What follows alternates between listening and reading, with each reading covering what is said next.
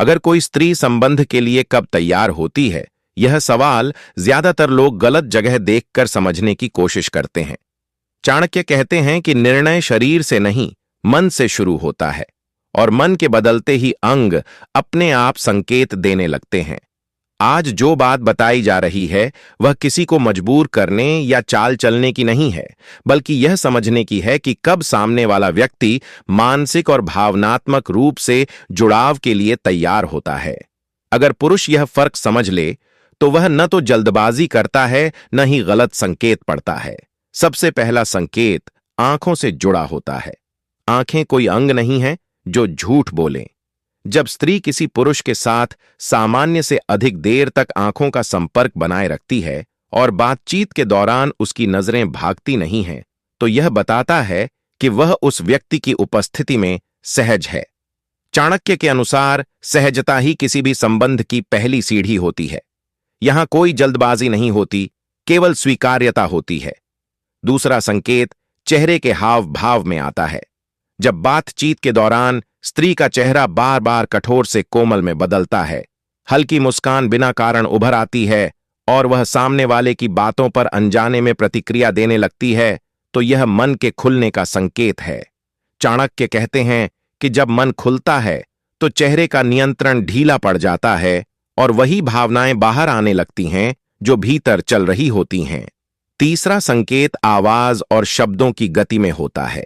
जब स्त्री सामान्य से धीमी, स्पष्ट और निजी अंदाज में बात करने लगे और बातचीत में तुम और मैं जैसे शब्द बढ़ने लगे, तो यह दूरी कम होने का संकेत है। यह कोई अंग नहीं, लेकिन शरीर की पूरी भाषा का हिस्सा है। चाणक्य के अनुसार जब भाषा निजी हो जाती है, तब संबंध की संभावना बनती है। चौथा संकेत हाथों और शरीर की स्थिति में दिखता है। यहां कोई स्पर्श की बात नहीं है, बल्कि दूरी की बात है। जब स्त्री बातचीत के दौरान अपने हाथों को खुला रखती है, शरीर को सामने की ओर रखती है और अनजाने में दूरी कम कर लेती है, तो यह बताता है कि वह मानसिक रूप से रक्षात्मक नहीं है। चाणक्य कहते हैं कि जब व्यक्ति रक्षात्मक नहीं रहता, तभी जुड़ाव की जमीन तैयार होती है। अब यहां एक बहुत जरूरी बात समझनी चाहिए। ये संकेत तैयारी बताते हैं, अनुमति नहीं। चाणक्य स्पष्ट कहते हैं कि संबंध तभी धर्म है जब दोनों की सहमति और सम्मान बराबर हो। अगर पुरुष इन संकेतों को देखकर जल्दबाजी करता है, तो वही संकेत उल्टा हो जाते हैं।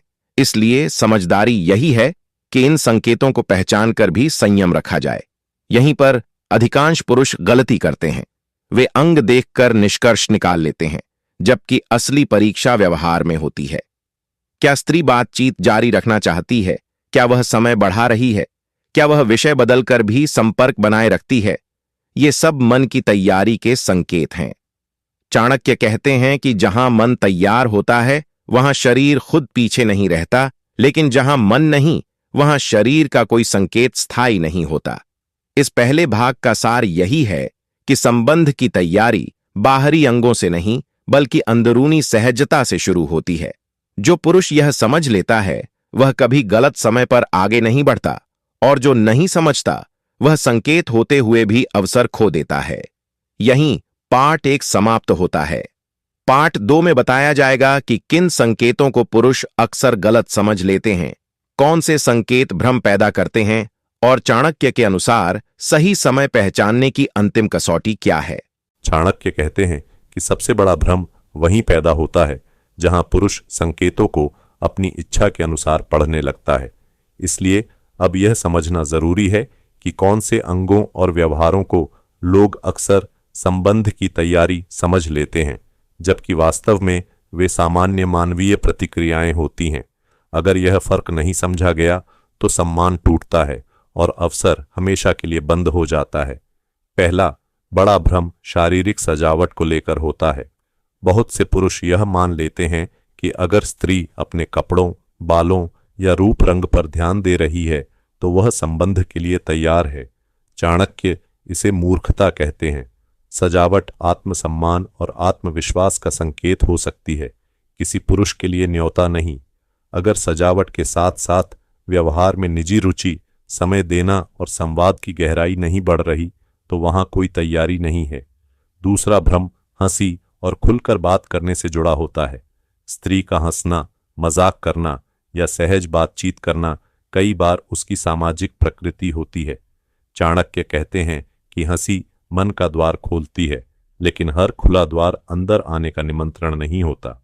यहाँ असली संकेत यह नहीं कि वह हंस रही है, बल्कि यह है कि क्या वह बातचीत को व्यक्तिगत दिशा में ले जा रही है या नहीं।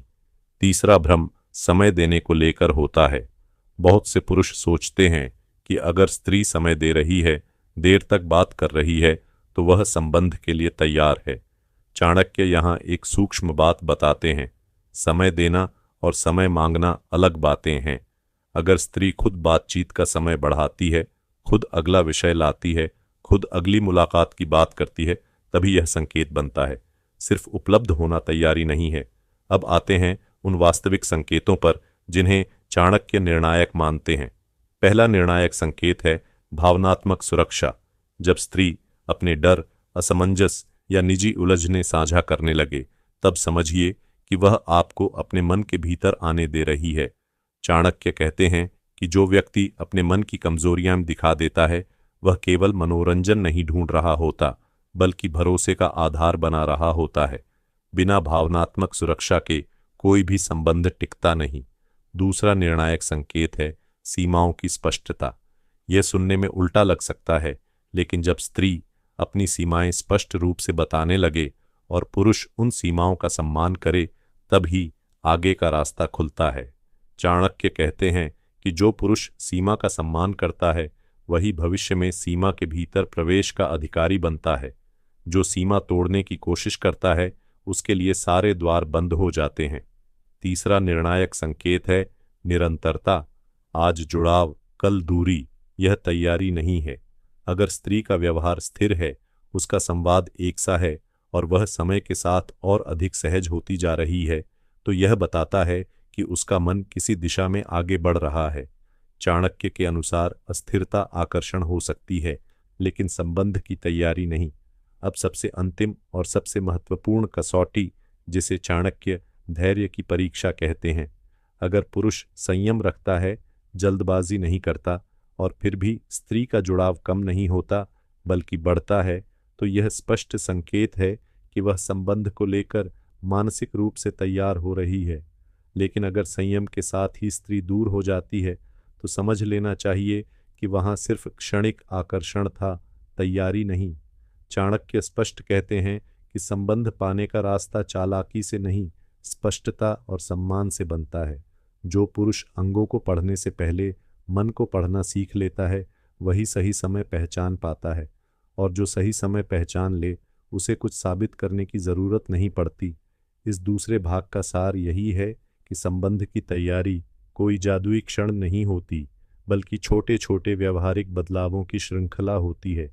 जो इन्हें समझ लेता है, वह न केवल गलतियां करने से बचता है, बल्कि सामने वाले के सम्मान की भी रक्षा करता है। धन्यवाद दोस्तों, फिर मिलेंगे अगले वीडियो में एक नई ऊर्जा के साथ।